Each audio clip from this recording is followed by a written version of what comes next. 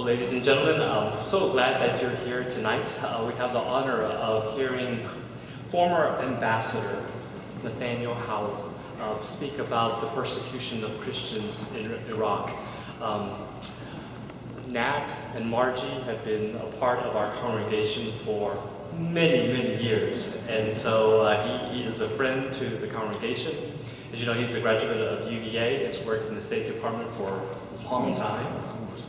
Almost 30 years, okay. And then you were the ambassador to Kuwait, I think from August of '87 to December of 1990. And that was like toward the end of your term, it was 4 months after the invasion, the occupation of Kuwait by the forces of Saddam Hussein. And so Nat is eminently qualified to speak on this matter. And so without further ado, let's give a hand to Nat, and then it's all yours. All right. Thank you very much, Michael. It's a pleasure to be here with you, and I hope that this will grow, if not degenerate, into a question and answer period at some point, because that's what I really enjoy. We're going to be talking about persecution of Christians in Iraq, and also, to some extent, we'll touch on some of the persecution that goes on in other parts of the Middle East and Africa. The background is that in August, when very little was being said about this, Michael and I had an exchange, and we agreed that we would do this program to highlight what was happening, not just to the Christians, but to all minority communities in the plains of Nineveh and northern Iraq. And I think as we consider this, the plight of the Christian communities, which are now in the news, give us a teachable moment about some of the context of this situation. First, a few basic points on Christians in the Middle East. We think of the Middle East as being homogeneously Muslim, but in fact it is a mosaic of sects, religions, and ethnic groups, and that's why I reproduced the map with the predominantly green color.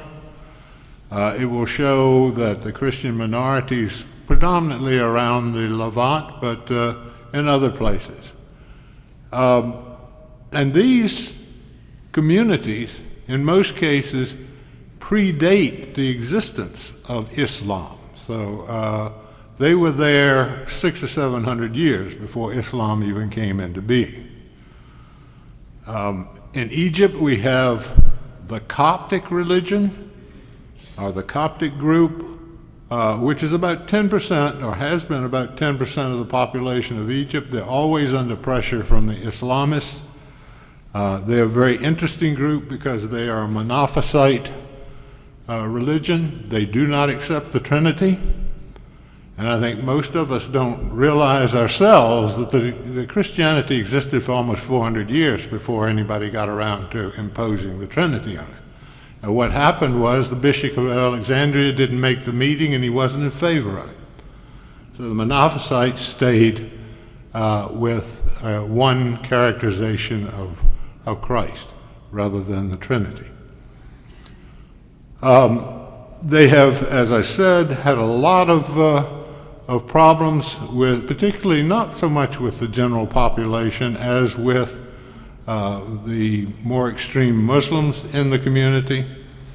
In the area of Asut, they're in the big cities, in Alexandria and Cairo, and they have not had an easy time of it. They have their own pope, incidentally, Pope Shenouda, I think it is, who is the Pope of the Coptic Church. And they also were the originators of the concept of desert retreats and monasteries. And if you go to Egypt today on the Red Sea coast, which we've had the pleasure of seeing, is the oldest monastery in the world, St. Anthony's, which is very hard to get to. Most of them were fortified against Bedouin. In fact, you had to be hoisted up on a rope. They had an overhang and they'd pull you up.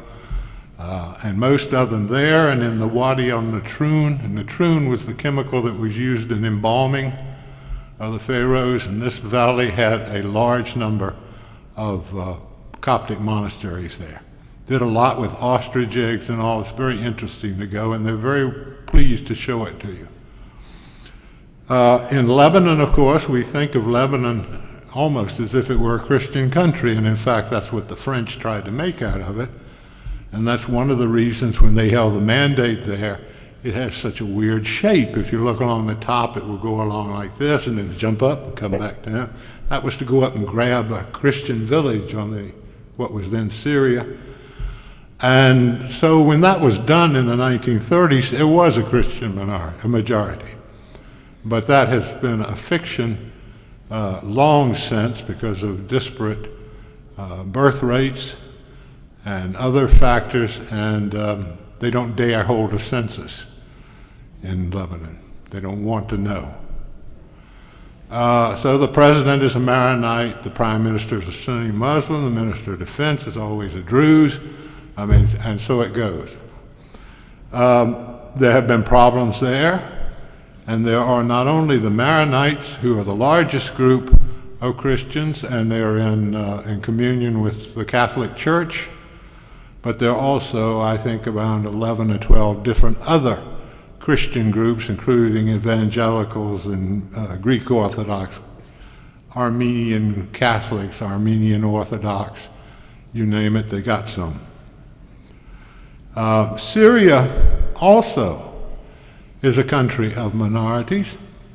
In addition to the Christians and what was once a rather vibrant Jewish community, primarily in Damascus, and also up in Qamishli, which is right across the border from where this stuff is going on in Iraq.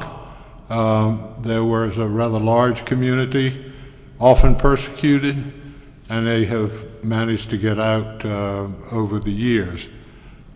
So it also has Druze and Alawites. The regime is Alawite. And why is this regime led by a minority? Well, the answer is very clear. The Sunni Muslims, who are the majority in Damascus, were always against the French mandate. They wanted independence. Indeed, they felt they had been promised independence by Lawrence of Arabia and the British. And of course, the British made 3 deals, one with the Arabs, one with the Russians and the French, and one with the Balfour Declaration. So they gave it away 3 times, and they had to sort of square that circle after the war.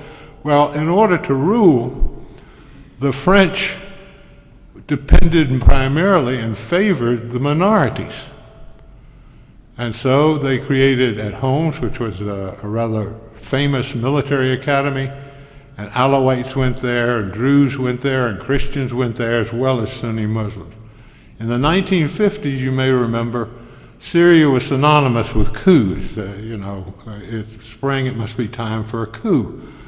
And so over that year, they managed to knock all the Sunni generals out and left only Assad, who was an Alawite general. So the Sunnis eliminated one another, and the Alawites came out on top. And he was welcomed at the time as putting an end to that kind of instability. He may have outstayed his welcome, and certainly his son has, but that's how we get a minority ruling there. And in fact, one thing you will notice in the history of all of these minorities, Christians and otherwise, is they tend to look for a protector. The Maronites were protected by the French. Everyone was grabbing their own community. The Russians came in and backed the Orthodox in Lebanon. The British were left with the Druze. I don't know how they got that. But anyway, and as a result of that, when independence comes, these are all viewed as suspect communities by the majority.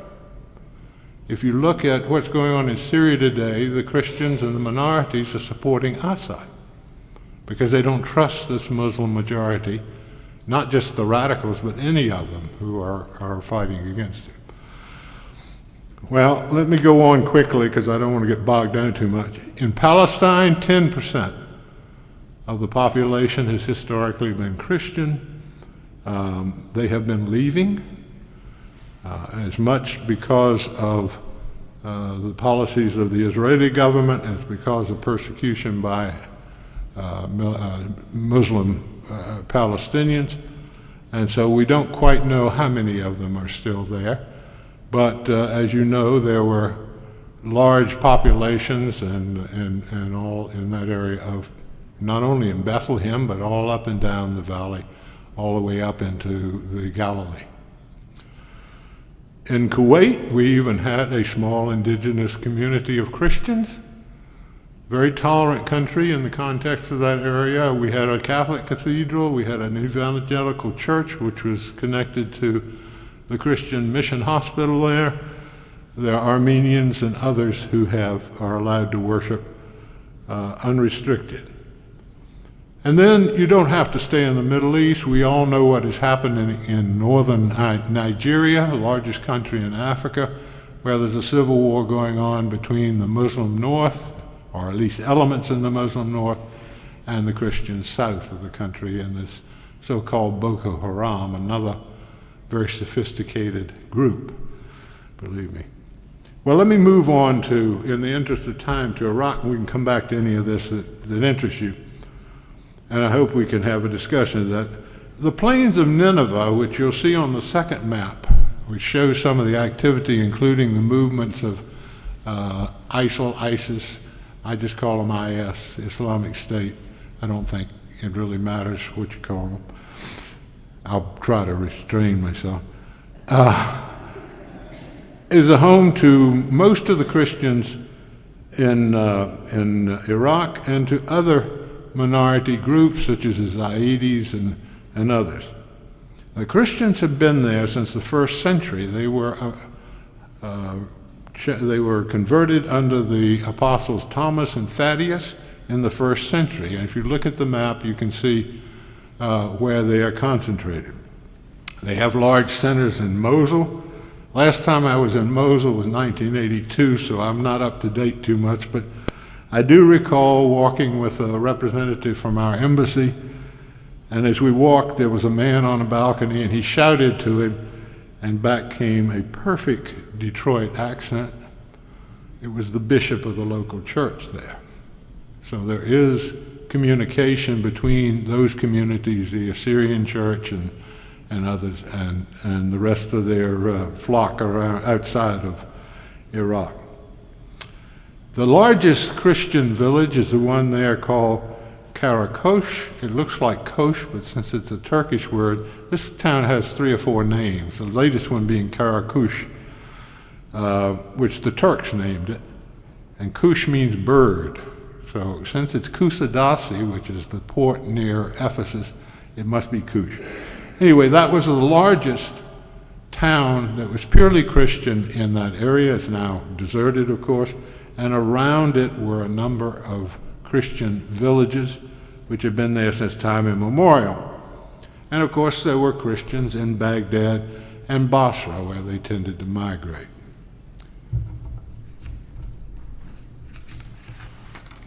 Now, most of these Christians in northern Iraq are Assyrians. They speak a form, ethnically Assyrian. Incidentally, Iraq has very few pure Arabs in it, and that's why they don't look like Arabs in the desert and that sort of thing. There have been so many conquerors through there, you don't know what your bloodlines are. They are ethnic Assyrians, and they speak a form of Aramaic. Incidentally, there are 6 villages still in Syria which speak Aramaic as their first language. You don't realize that sometimes. The largest group of them are what we call the Chaldean Christians, but there are also Syriac Orthodox, Eastern Rite Assyrian, Armenian Apostolic and Armenian Catholics, Nestorians, and others. And these are very ancient religions, or branches of Christianity. The landscape there is full of active and abandoned churches and monasteries, which are evidence of their long life in that part of the world. And although I'm concentrating here on Christians, because they were sort of being the left out group when we decided to design this, I should mention other small minorities, which include Turkmen, which are people basically of Turkish descent, but some of them are Shia. The localized Sunni sects And like Christianity in many places, when it spread, it intermingles with local folklore, with local beliefs, and this happened with Islam too.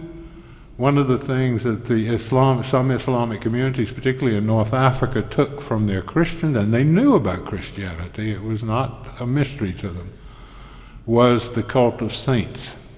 This is alien to the mainline thought of Islam, saints. But you will find in many of these places shrines where they're buried, or shrines to remember what they consider a saint, a very holy man in their history. And of course, not only are the people, the Yahoos and the IS, destroying churches and other things, but they also destroy these kind of shrines because it doesn't fit in with their particular kind of Islam. And of course, we've all heard about the Yazidis, who have suffered greatly, but there are also Baha'i, Shabak, Sabian, Mandabians, things you've never heard of. The Yazidis are very interesting because their religion traces itself back to pre-Christian, pre-Islamic Zoroastrianism. They are ethnically very much like the Kurds. They're Indo-Europeans, not Semites.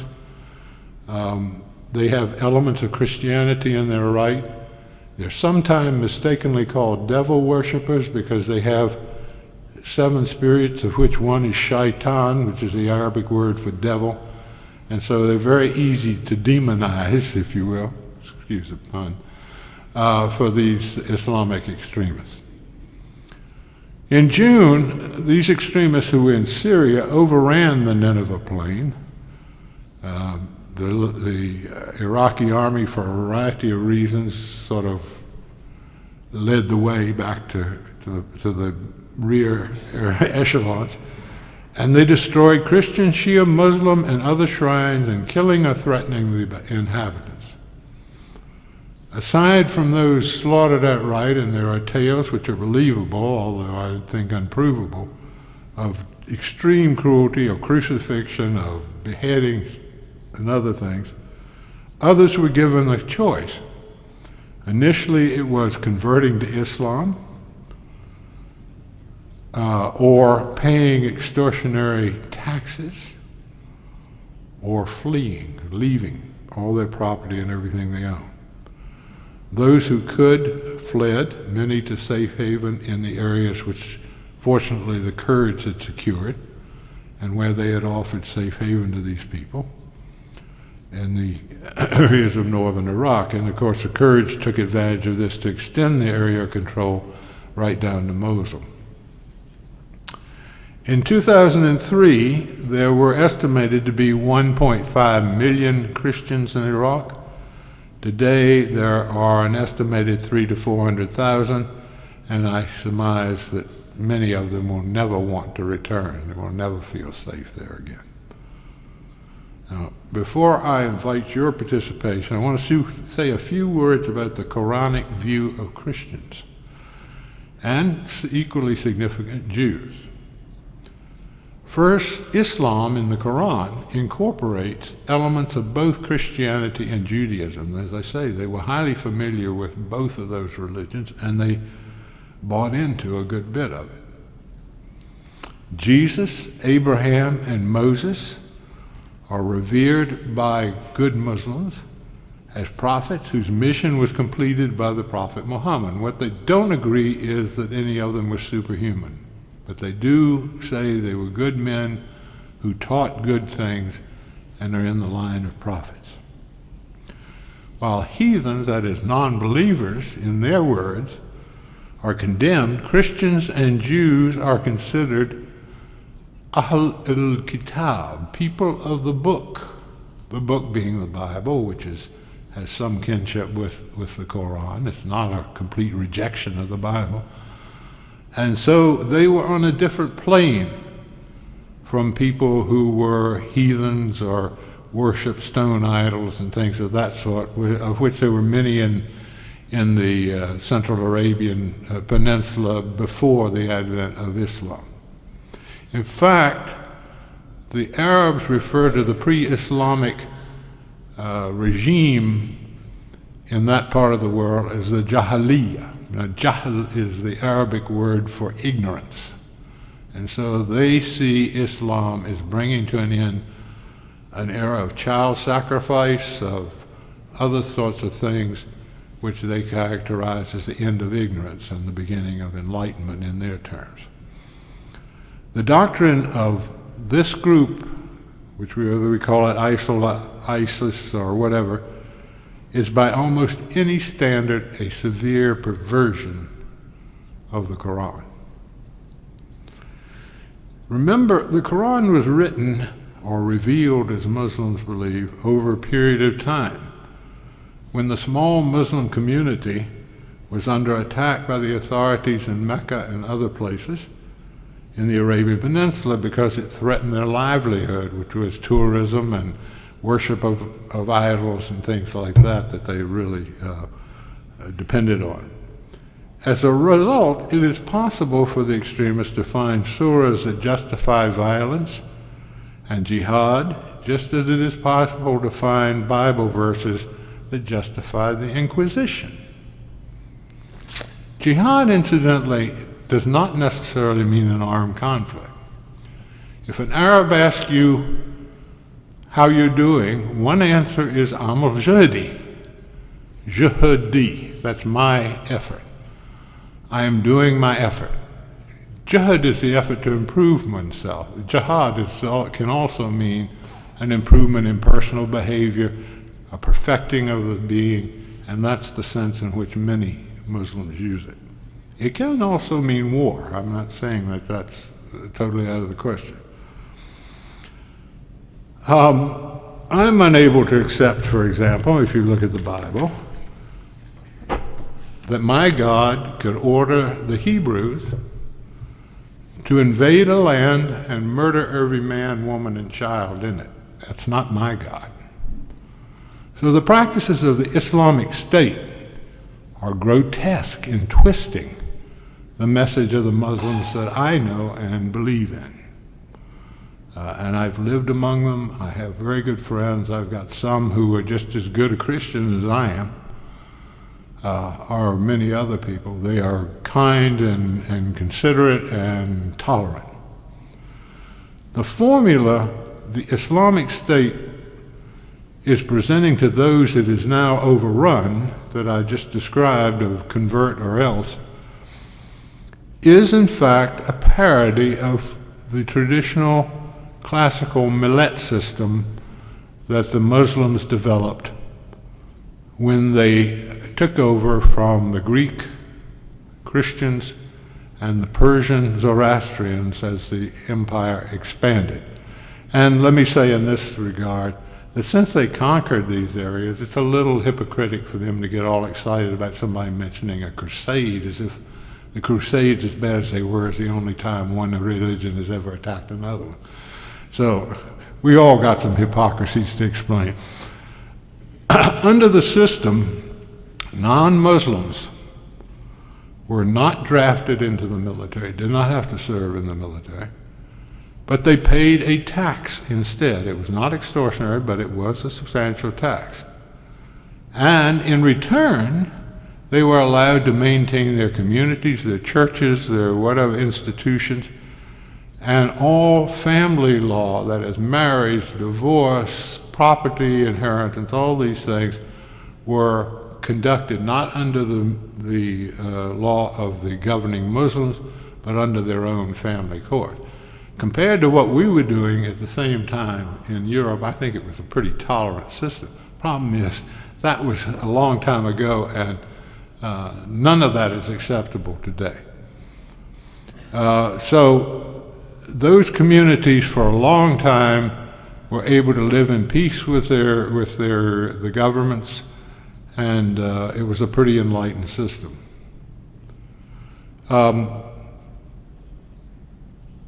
In fact, it was so much better than what was going on, for example, in Spain, that most of the Jewish communities that were found in the Middle East fled from Christendom to seek sanctuary in Egypt and other places where they were treated much better in those days than they were in Europe. So it's a complicated thing.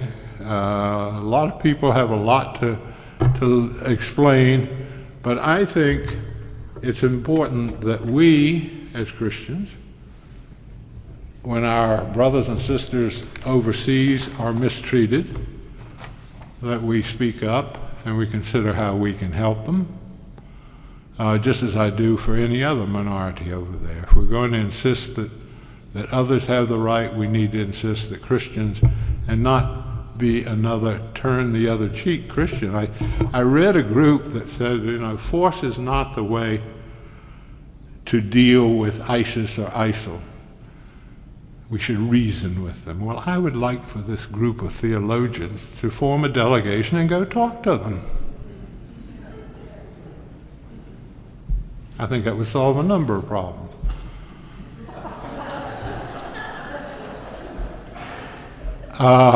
But then, I have my imperfections. I have always been a St. Peter Christian and not the ones who put the sword away. I don't pull it on anybody, but I'm not going to be run over by it. So that's just me. Well, with that as an introduction, I hope you will have some questions and we can have some more discussion. I'm sure I covered everything that you're interested in detail. Yes, sir.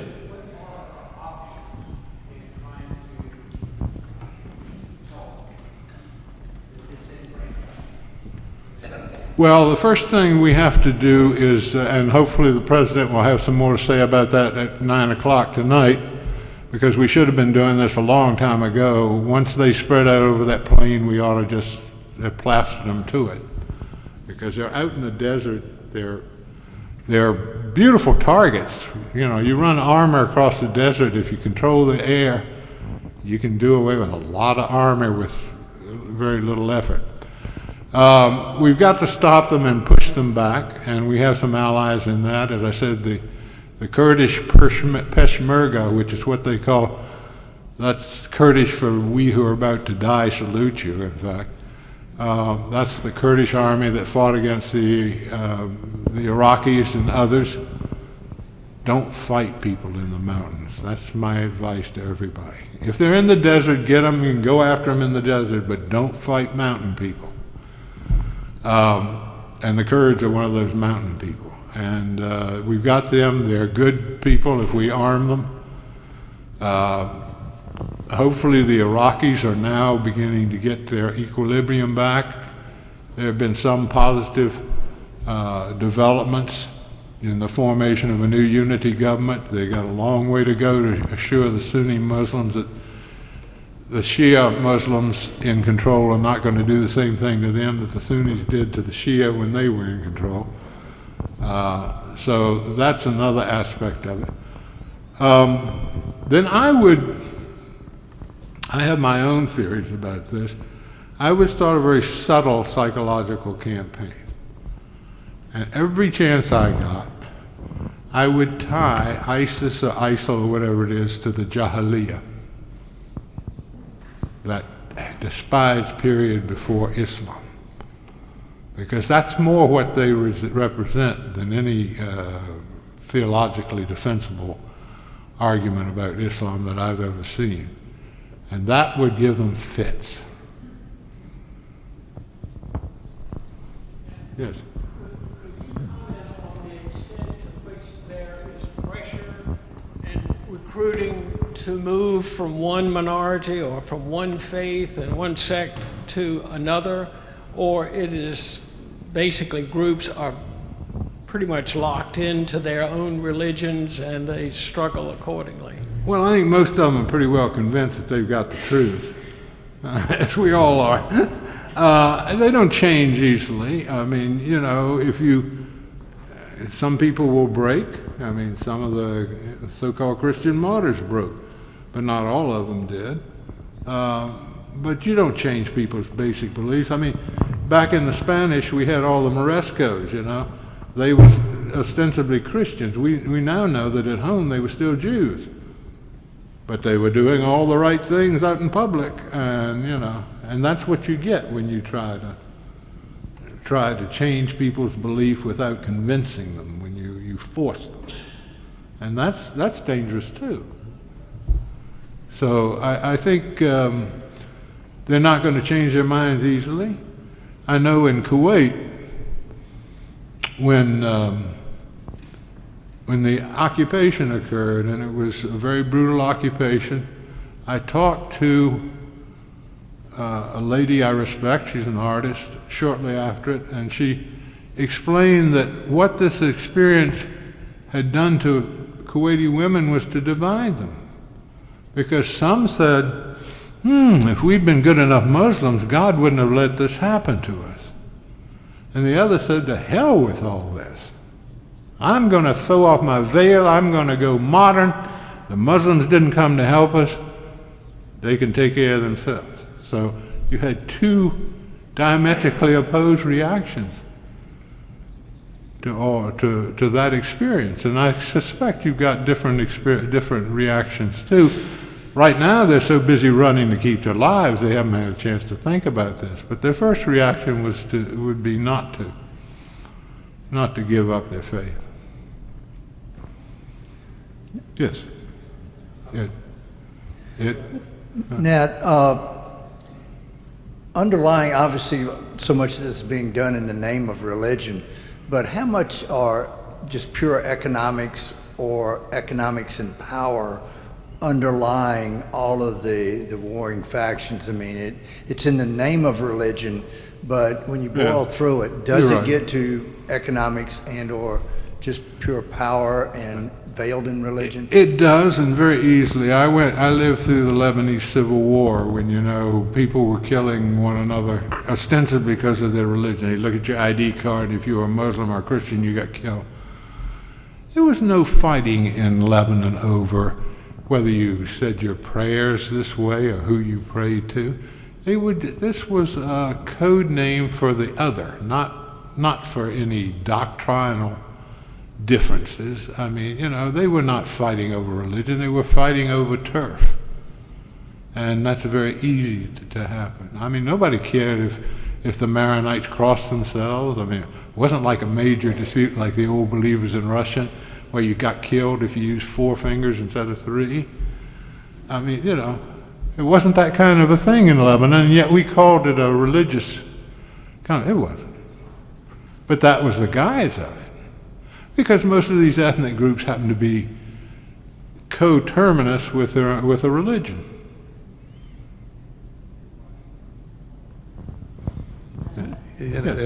At times, it's tempting to despair of the ability of so many disparate groups to be able to come together enough to form a cohesive government. Is there any real hope that the current government's going to be able to pull it off? You should never ask a diplomat or a minister that question. We have to have hope, right, Michael? One time it may work. Yeah, one day it's going to work. But you have to keep trying, In many cases, it's sort of like playing volleyball. You can't always spike the ball, but you can keep it in play. And if you keep the ball, and if you don't play at all, it's going to hit the ground, the game's over. So, I mean, it's important to be able to play. And hope for that day. Nat, Yes. over here. I'd like you to talk a little bit about the Kurds. Some number of years ago when I was teaching geography, I was teaching that this was the largest ethnic group with correct. no homeland. Yet now I see them strong enough to have government and military protection, and both in Iraq and Iran, well, mostly in Iraq and Turkey, probably some in Syria. Are they actually becoming more accepted with the idea that perhaps someday they will have their own nation? How much time you got? I wrote my PhD dissertation Well, I'll stay here as long as you will. And it was 800 pages. Yeah. No, you're absolutely right. They are the largest ethnic group in the world without a state of its own. Not that they haven't been promised one. In the first peace treaty, after the First World War, there was provision for a Kurdish state. And then what happened? The Turks recovered. The Greeks got beaten as they tried to throttle Turkey in its cradle. And suddenly they had to renegotiate with the Turks. And what got dropped was the Kurdish state, the Treaty of San Remo. And the Turks have given them a lot of trouble because the Turks like to think of themselves as ethnically pure. They're not. They wanted to insist that the Kurds stop using Kurdish. The 6 provinces in the southeast of Turkey are Kurdish, predominant Diyarbakir and those places. The first revolutions by the Kurds were in Turkey. Now, historically, they had a good relationship because the Ottomans used the Turks as the counter. They were good horsemen, they were good fighters, as a counter to the Cossacks against the Russians. And they also carried out some massacres on behalf of the Ottoman government. But as they began to ask for a state of their own, the Turks wanted to call them Mountain Turks. Well, as we just discussed, you don't give up your identity that easy. And so they've been in revolution since 1925. Now, interestingly enough, in Iraq, when they rose, the British, and this illustrates another point I was making, used the Assyrians. They created something they called the Assyrian levies, and they sicked them on the Kurds, which is not a good way to sow cooperation between Assyrian Christians and Kurdish Muslims.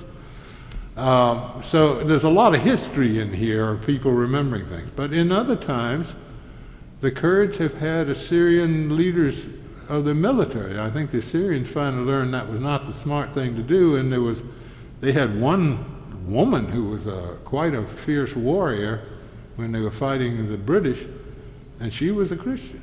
So the Kurds are pretty mild when it comes to their brand of Islam. Predominantly Sunni. They are Indo-Europeans, related more to the Persians than they are to the Arabs. They've been around a long time. I don't know if you remember Xenophon and the Anabasis. They were the ones he had to fight against, the Medes and the Persians. They were the Medes. So it's not like they came yesterday. And they're tough. As I say, they're tough mountain people. Was there any connection between that and when the Turks tried to get rid of the Armenians, which I guess would have been yes, they probably used the Kurds in that effort too. Yeah. And Now, what happened to the Turks? If you look at the Ottoman Empire, they were operating under that millet system, and minorities had a pretty easy time under the Turks as long as they didn't try to agitate. The Greeks were the first to agitate, and the Turks romped down on them because they sort of were breaking the path. I mean, times were changing.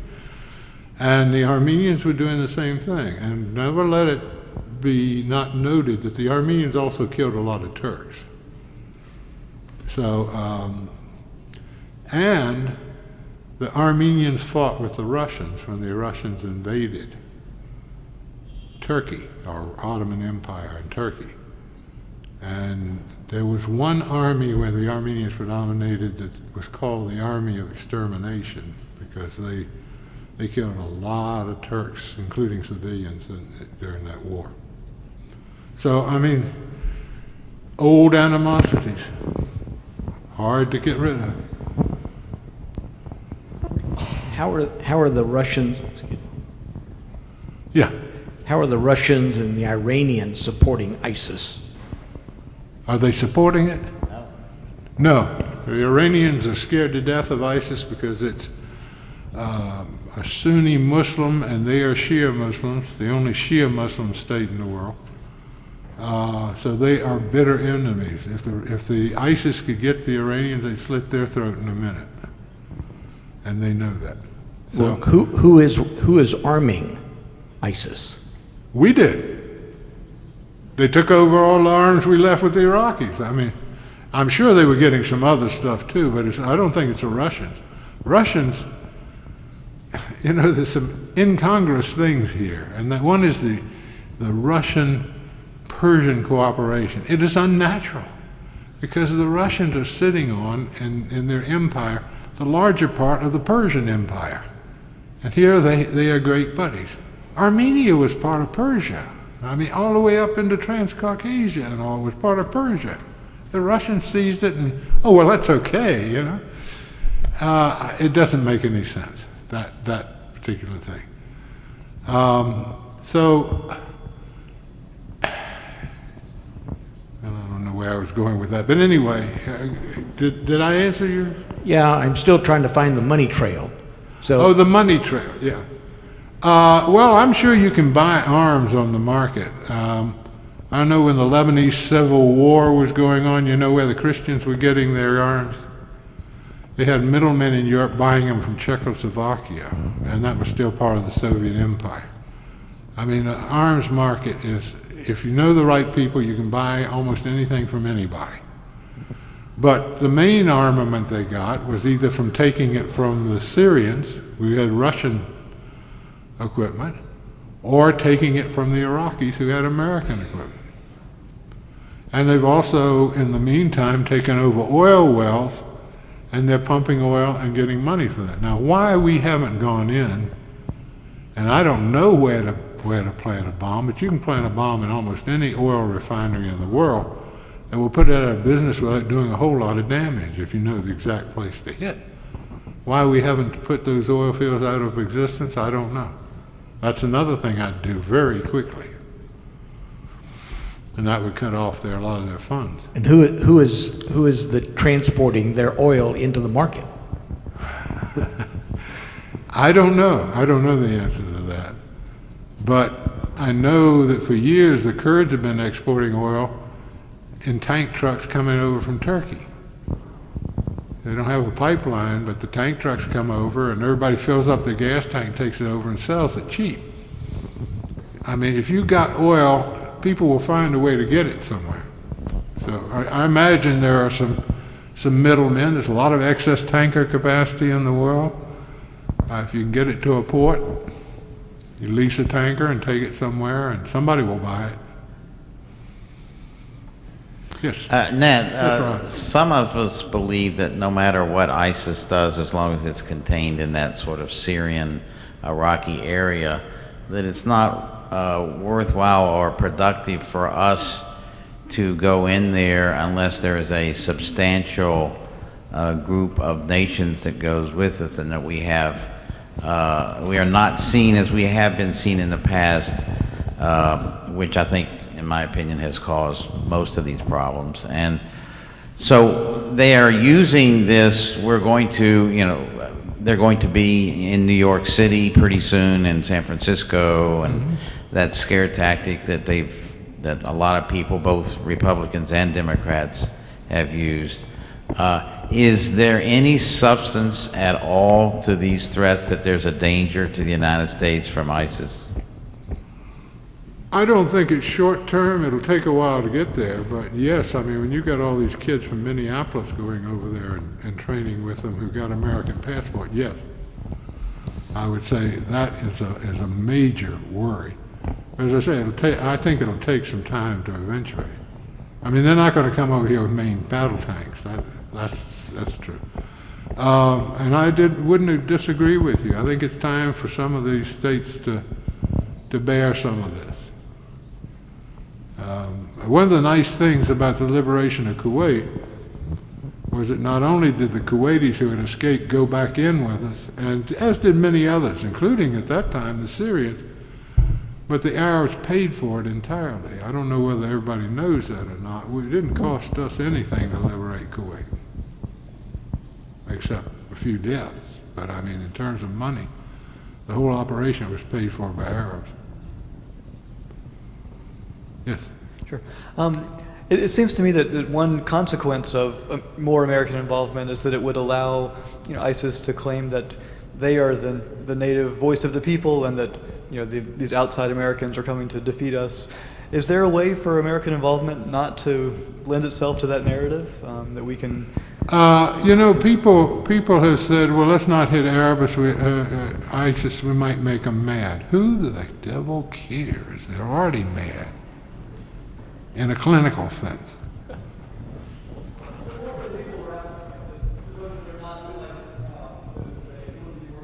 No, I don't think so. When Iran first started, essentially we were hearing that there were like something 14,000 or 17,000 ISIL troops and 250,000 Iraqi army all running towards Baghdad. But surely their strength has grown as they've come into these areas. But they're still talking about 19,000, 20,000. I think we overestimate the problem of eliminating them.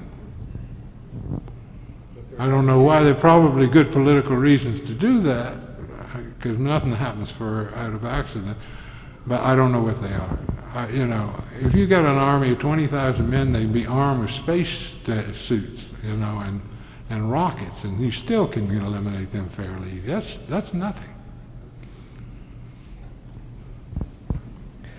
Well, it is. Oh, okay. One last.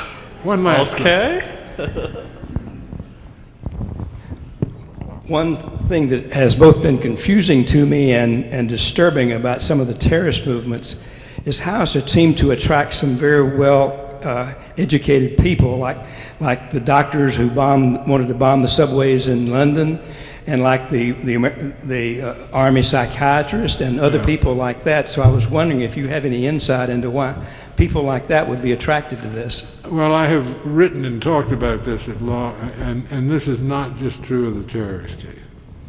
Let me say that in my opinion, for many, many years, large elements of the Arab world have labored under a sense of humiliation. I was surprised when I was getting ready to leave Kuwait, and this was before the Iraqis attacked. There was a Palestinian. He was a businessman. He was an American citizen. He ran an international accounting firm. And people were laughing at Saddam Hussein, who used to get on television every night. I mean, it was sort of the comedy show for Kuwait, and hang racks of medals on generals and things like that. Lecture people on agriculture. He didn't know the first thing about agriculture. How to fight. I mean, they'd have him doing something else every time. And then he would threaten somebody. And he was talking about the United States. And this guy says, yeah, well, at least he stands up to the United States. This guy was an American citizen. So I think there is a sense of humiliation that is a big factor. And there's a, what is the guy's name up at Maryland who's written an excellent book on this Arab American, talking about this phenomenon. I think it's What Is at Stake or something like that. A very good book. And he has more or less the same thing. So there is this undercurrent that the world has been unfair to us. Now, picture this. You got the truth. You got the world's best religion. You got oil. You got money. And yet you got no power. How do you explain that to yourself? And the problem is that these civilizations, what happened to the Muslim world is they closed the door to interpretation in 1000. Things we've done in Christianity too. And so the religion did not evolve after that. And so now they're trying to cram compound interest rates under the trading of camels, because that's the only analogy they can find in the books.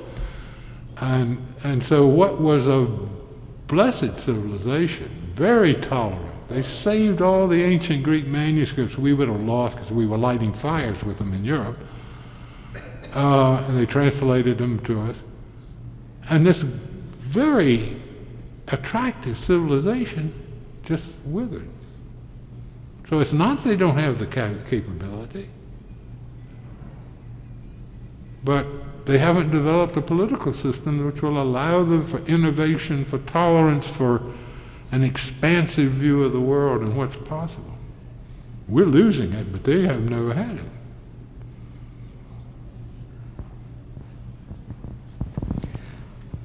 Well, on that bright note, We'll meet in the middle. all right. Well, thank you so much, Nat, Thank you. for this session and for the questions and the answers. Do want to let you know that on the back of this green sheet, there is a link. The Baptist World Alliance is collecting donations to help those Christians who are being displaced in Iraq. Now, the link there is actually to the Associated Baptist Press News website. But if you go there, then there's an article, and then there's a link to the Baptist World Alliance donation link. So if that's something that you would like to do, we invite you to do that. Let's end with a word of prayer, and then we're all dismissed.